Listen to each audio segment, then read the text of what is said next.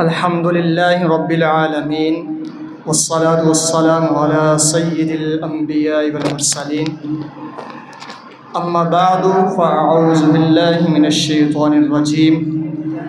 بسم الله الرحمن الرحيم قال الله تبارك وتعالى في القرآن المجيد والفرقان الحميد كنتم خير أمة أخرجت للناس تأمرون بالمعروف وتنهون عن المنكر صدق الله مولانا العظيم وبلغنا رسوله النبي الكريم الأمين قال النبي صلى الله عليه وسلم أنتم توفون 70 أمة أنتم خيرها وأكرمها على الله وصدق رسوله النبي الكريم إن الله وملائكته يصلون على النبي يا أيها الذين آمنوا صلوا عليه وسلموا تسلیما۔ باغ میں جب میں گیا سب طوطیاں تھی خوشنما، کہتی تھی نعت مصطفیٰ بلغ العلا بکمالہ، قمریاں تھی اپنے ذوق میں ڈالی تھی گردن طوق میں، کہتی تھی اپنے شوق میں کشفت دجا بجمالہ، بلبلیں تھی سو بسو بلبلیں تھی سو بسو لے کے ہر گل کی بو، کرتی تھی باہم گفتگو حسنت جمیع خصالہ، چڑیوں کے سن کر یہ چہچہے چڑیوں کے سن کر یہ چہچہے، بھلا انسان کیوں چپ رہے، لازم ہے اس پر کہ یوں کہے صلو علیہ وآلہ۔ تمام احباب مل کر حضور علیہ السلام کی بارگاہ میں درود و سلام کا نذرانہ پیش کیجیے۔ الصلاۃ والسلام علیک یا رسول اللہ، الصلاۃ والسلام علیک یا حبیب اللہ، الصلاۃ والسلام علیک یا خاتم النبیین وعلی آلک واصحابک یا رحمۃ للعالمین۔ اللہ تعالیٰ کی حمد و ثنا کے بعد اور حضور علیہ السلام کی بارگاہ اقدس میں درود و سلام کا نذرانہ پیش کرنے کے بعد الحمدللہ آج مجھے جس موضوع پر چند کلمات عرض کرنے کی سعادت حاصل ہوئی وہ ہے امت محمدیہ کی فضیلت، کہ اس امت کی فضیلت کیا ہے۔ اگر ہم اس کو دیکھیں تو قرآن و حدیث میں اس کی واضح دلائل ہمیں ملتے ہیں، جبکہ قرآن پاک میں بھی اللہ تعالیٰ نے خود ارشاد فرمایا کنتم خیر امۃ اخرجت للناس، تم ہی سب سے بہترین امت ہو جو تمام لوگوں کے لیے نکالی گئی ہو۔ کس وجہ سے نکالی گئی ہو؟ تأمرون بالمعروف، کہ تم لوگوں کو نیکی کا حکم دیتی ہو، وتنہون عن المنکر، اور جو شخص برا کام کرتا ہے اس کو برے کاموں سے بھی روکتی ہو۔ آگے حدیث شریف میں بھی حضور علیہ السلام نے ارشاد فرمایا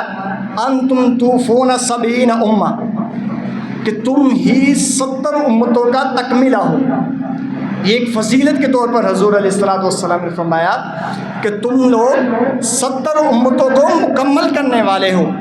وانتم خیرہا، اور جو وہ 70 امتیں ہیں تم ان سب میں بہترین ہو۔ اور پھر فرمایا وَأَكْرَمَهَا عَلَى اللَّهِ، اور اللہ تعالیٰ کے نزدیک سب سے زیادہ معزز اور مکرم بھی تم ہی ہو۔ اور یہ فضیلت جو حضور علیہ السلام نے اس امت کو بخشی عطا فرمائی، تو اس کا مطلب یہ نہیں ہے کہ ایک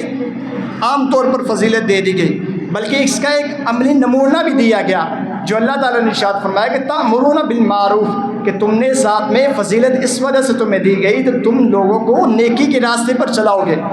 اور لوگوں کو نیکی کا حکم بھی دو گے، وتنہون عن المنکر، اور اگر وہ کوئی برا کام ان میں سے کر بیٹھے تو تمہارا کیا کام ہے کہ تم نے ان لوگوں کو اس برے کام سے روکنا بھی ہے۔ اب ایک مکالمے کی صورت میں آپ کے سامنے ایک حدیث کے طور پر مکالمہ جو ہے وہ آپ کے سامنے پیش کروں گا، جو حضرت موسیٰ علیہ السلام اور اللہ تعالیٰ کے درمیان ہوا۔ حضرت وہب بن منبہ رضی اللہ تعالیٰ عنہ، آپ تورات کے بہت ہی بڑے عالم تھے، یعنی تورات کے حافظ تھے ایسا سمجھ لیں۔ آپ فرماتے ہیں کہ ان اللہ لما قرب موسیٰ نجیہ، جب اللہ تعالیٰ نے موسیٰ علیہ السلام کو اپنا قرب خاص عطا فرمایا نا، تو موسیٰ علیہ السلام نے عرض کی ربی انی اجد فی التورات، اے اللہ رب العزت میں نے اپنی تورات میں امت واحدۃ، ایک امت کے بارے میں پڑھا ہے کہ اس امت کی کیا شان ہے، یامرون بالمعروف، وہ لوگوں کو نیکی کا حکم دیتی ہے، وینہون عن المنکر، اور لوگوں کو برائی سے روکتی بھی ہے، ویؤمنون باللہ، اور اللہ تعالیٰ پر وہ ایمان بھی رکھتی ہے۔ جب یہ ساری فضیلت موسیٰ علیہ السلام نے اللہ تعالیٰ کے سامنے عرض کی تو آگے کیا فرمایا، عرض کی فَاجْعَلْهُمْ أُمَّتِي، یا اے اللہ رب العزت یہ امت مجھے اتنی پیاری ہے کہ میری خواہش ہے کہ یہ امت میری امت بنا دے،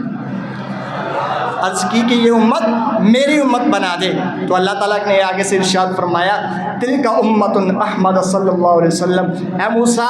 یہ امت تیری نہیں ہو سکتی، یہ امت جو ہے یہ میرے احمد محمد صلی اللہ علیہ وسلم کے لیے میں نے تیار کر رکھی ہے۔ موسیٰ علیہ السلام سے رہا نہ گیا، آپ نے پھر عرض کی ربی انی اجد فی التورات، اے اللہ رب العزت میں نے ایک امت کے بارے میں اپنی تورات میں پایا ہے کہ وہ کیا کرتی ہے،